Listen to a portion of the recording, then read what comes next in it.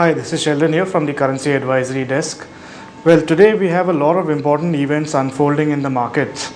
Starting with our domestic market, well, we have firstly the Nifty expiry which is due today. After that, we also have been seeing that there are many new measures which are coming out in the market on a daily basis by the government. Now, the latest one that's come out today is the proposed divestment of around 30,000 crores in public sector units.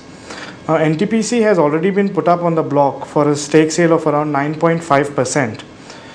Yesterday we witnessed the US dollar spot closed at 53.51 and the dollar index currently is trading at 79.83, which is down by 0.08 percentage points. We continue to be bullish on the rupee against the US dollar, and primarily we are seeing that with these stake sale and with the divestment that is going on, the rupee will definitely experience more buying pressure because Nifty will rally, and as we know that as equities, the Indian equities rally, we also see the rupee strengthening and gaining versus the US dollar. Now, as discussed earlier, 52.89 is a very strong support, and if it breaks this, then we can easily see the rupee making new highs of around 52 to 51.50. Now, traders can short sell the US dollar rupee pair at around 53.48 levels. We had a new home sales data from US yesterday. The figures came in at around 373,000, which is near its 2-year high. We are witnessing a revival in the housing market in US. Now, this could be contributed to the relatively low house prices coupled with record low borrowing costs that are present there. We are also seeing a drop in supply which will boost demand further upwards. Now, we'll be getting the figures of US GDP for the last quarter later today along with pending home sales data. We expect the dollar to rise against major currencies.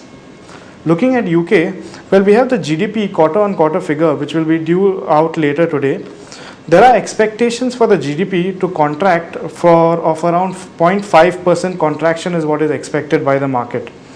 Now, the ongoing recession in the United Kingdom is a structural problem, and we do not see any immediate change to the worsening economic conditions there. A strong pound along with rising inflation just adds to the problems present in the United Kingdom. Now, the pound is still hovering at around 1.61 mark. However, we expect it to correct to around 1.60 to 1.58 levels in the near term. Against the Indian rupee, well, we witnessed a sharp fall in the pound, which is trading at around 86.28 levels currently. Now, we would advise traders to hold their short positions as we had given a short call earlier, and we see further downside in the pound rupee pair. Moving on to the rest of Europe, well, we have the all-important Spanish budget to be presented later today. This will be followed by the French budget due tomorrow. All eyes will be focused on Mr. Mariano Rajoy and his austerity measures. We had a previous discussion wherein we had informed you what would be the impact of the budget on the euro.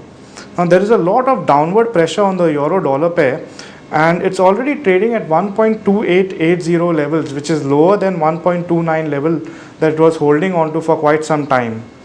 Both the euro and the yen look bearish against the rupee. Now, traders can go short on both these pairs at 68.75 levels for the euro and 68.72 levels for the yen respectively. Moving to the technicals, well, for the dollar rupee, we have a very important support at 53 on the spot market and a resistance at around 54 on the upward side. For the euro rupee, there is a support at around 68 on the downward side and a resistance at around 69.31 on the upward move. For the pound, we see that there is an important support at 86.02 downwards, and there is a resistance at around 87 levels on the upside. And for the yen, there is a very important support at 67.86 on the downwards and 69.10 on the upwards is where we see the resistance. Well, that's it for today. Thank you.